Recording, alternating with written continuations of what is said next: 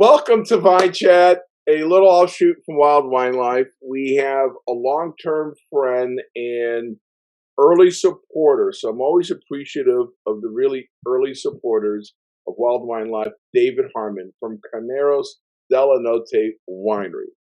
And your background is extensive, it's impressive. You truly are the MacGyver of wines. And I guess that dates us if I'm using a MacGyver reference, but I mean, you founded wine.com.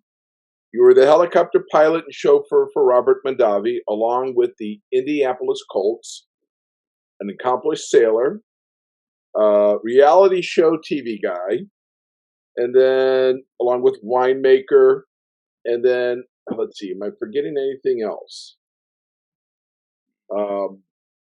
Is that it, or Yeah, that's pretty much. Worked in the movie industry a little bit. yeah? So here's the controversial question. A lot of your wines are used, whether it's own your own Napa Vineyard, and yes, that is a plug and part of a question. You can own your own Napa Vineyard if you visit ownanapavineyard.com, or just your wines from Carneros della Notte Winery. Various celebrities and rock stars really love your wines, and I can see why. Who has two questions? One, out of the people that you've encountered, who has the best palate or the palate that made you say, wow, you really know wine? And then who has the most impressive wine cellar that you've come across? I will say that one of the best palates would be Spencer Christian from Good Morning America. And we had a radio show together for about 5 years called Wine Radio Network. And I mean, he had an amazing palate. He could tell you what year, what the region was, the varietal, if it was a blend. I mean, he really knows his wines. And so Spencer was my host for, like I said, about 5 years. And we interviewed just hundreds and hundreds of, like Robert Mondavi and just all kinds of famous winemakers around the world. So it was, fun doing that. I learned a lot just from that.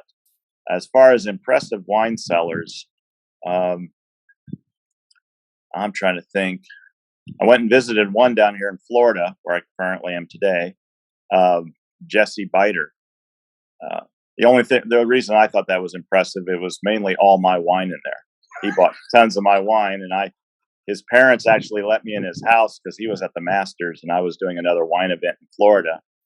And we happened to sit at the same table, small world, because I got him a couple of comp tickets. And when that happened, they said, why don't you come over to Jesse's house, the penthouse? I said, oh, I'd love to. So I sat in his cellar and told him I was just checking the temperature to make sure all my wines were being stored correctly. He's like, how did you get in my house? So it was pretty funny. But there's quite a few. I mean, wine cellars I've seen that have been real impressive. They probably don't want their names out in locations because, they are huge wine cellars with a lot of rare wines. But I will say the Mondavi family had a very nice cellar for one. So have other wines besides their own. I had a winery owner once tell me you should drink many wines besides your own so you can discover whether or not there might be a flaw appearing in your wine. That if you only drink yours, you will never notice it because you just get used to it. Would you agree with that? I totally agree with that. One, as you know, I don't really drink a lot of wine myself anymore. I really didn't drink before that much because I was a chauffeur, helicopter. So aircraft, never drank then. I was always on call. So when you're on call, 24/7, it's like a doctor. You probably don't see a lot of them drinking all the time. Unless they know they're off duty for a few days or whatever, then they can go drink. I was pretty much 7 days a week, 365 a year. So I really just didn't drink that much because it never failed. As soon as I would have I love rum and Coke. As soon as I'd have a rum and Coke, my pager would go off.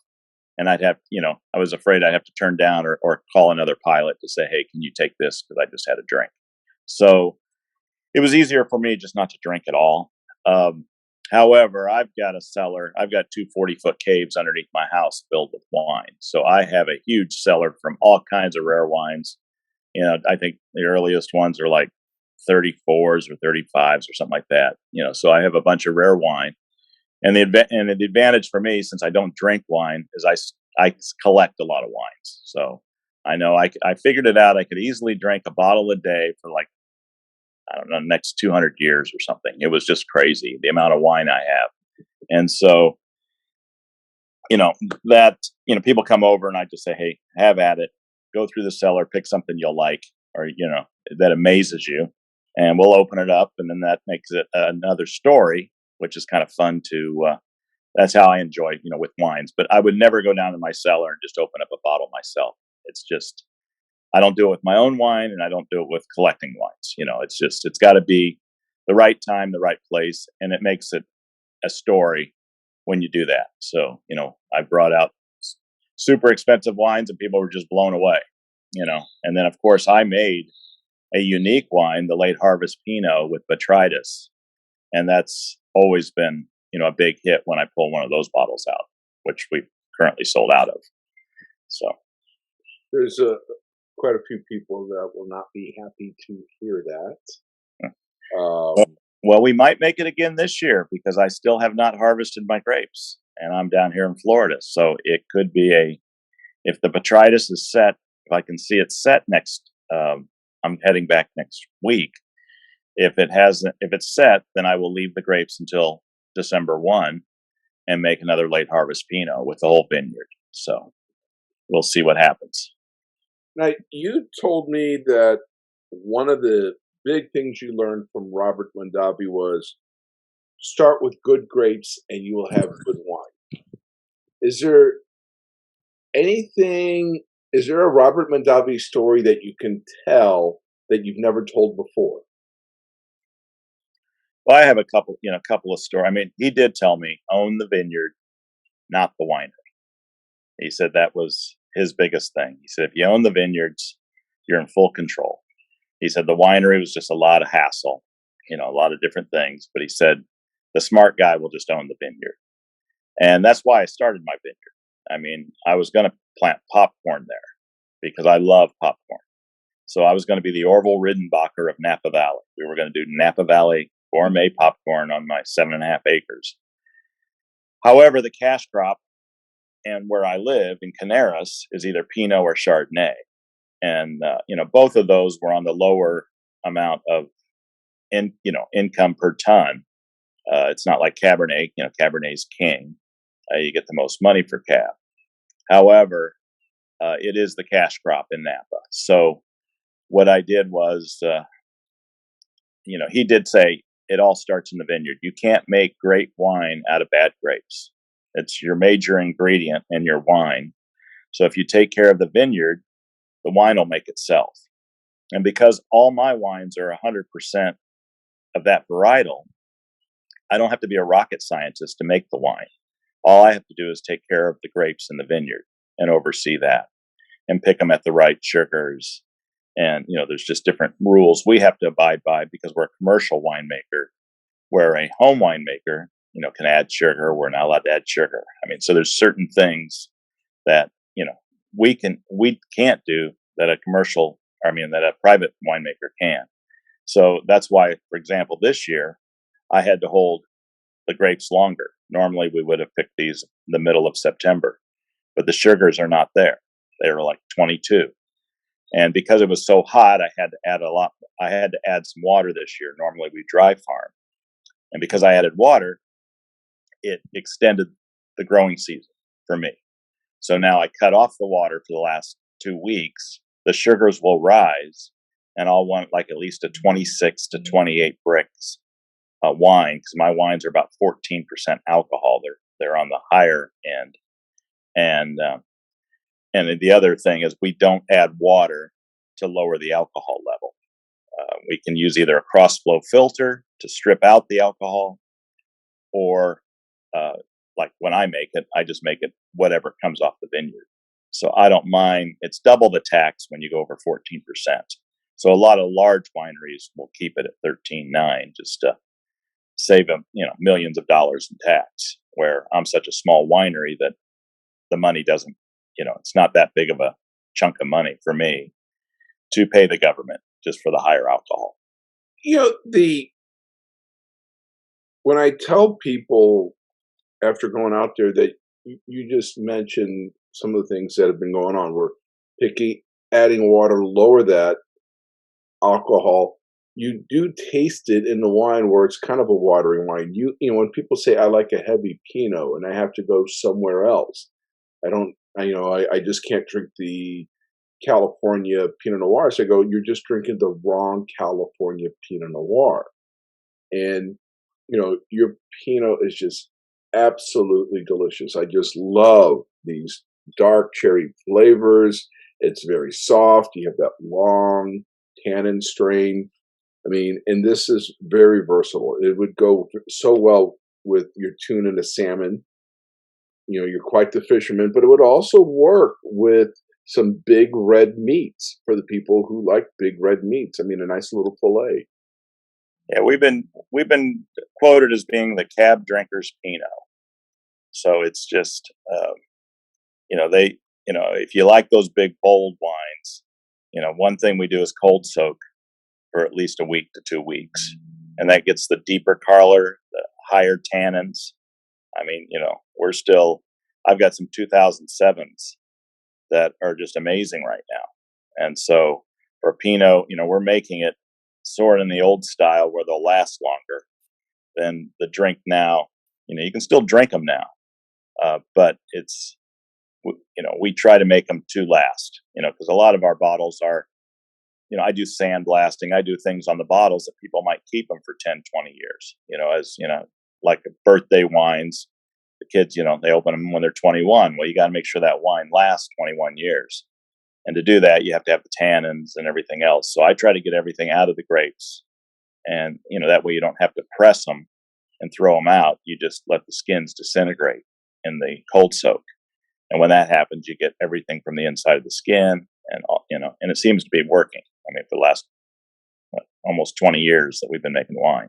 So your Pinot appeals very much to the traditional Burgundian Pinot drinker.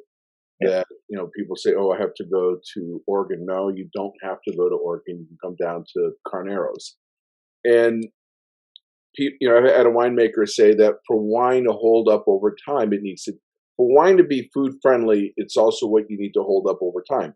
Acid fruit tannins, which is what your wines have. Mhm. Well, one thing I was pretty lucky as just down the road from me is another winery there that UC Davis did a $6 million study. And what they did was, this was, I think it started in 94. They planted all the clones of Pinot that they could find and all the different rootstocks. And they used a winery down the road. And so for 3 years, they planted the grapes. And then for the other 3 years, they made the wine. And then in 2000, I was invited to the tasting of these wines made from every rootstock and every clone imaginable. And UC Davis did this $6 million study. And so at the end of the event, I asked them, I said, which one turned out the best? And they said, well, for this region, for this location, 777 on 110R was the best grape. So it was simple for me just to plant 777 on 110R since I'm only a quarter of a mile down the road. So I look at it as I got a $6 million study for free on what to plant in Carneros. So that was just one reason why I picked that clone. The Pinot you're drinking has 3 clones of Pinot in it. There's 667, 777, and 119. We used 3 clones in that one, but the D3 is exclusively 777 on 110R. So how about you do the plug as far as Carneros della Notte Winery, where they can find you and own a Napa Vineyard? Right. Carneros della Notte is just Carneros, dellanotte.com. And own a Napa Vineyard. You can own your own vineyard in Napa Valley for $119 a year. We lease you 2 vines, get to come out to parties, get to prune, you get to visit anytime. It's a unique thing. So just go to ownanapavineyard.com or go to Wild Wine Life, and they'll direct you right to me. So I appreciate it, Ray. No, thank you, David. I hope you have a wonderful trip, and cheers. I just absolutely love your wine. All right. Thank you very much. Thank See you. you later. Bye-bye.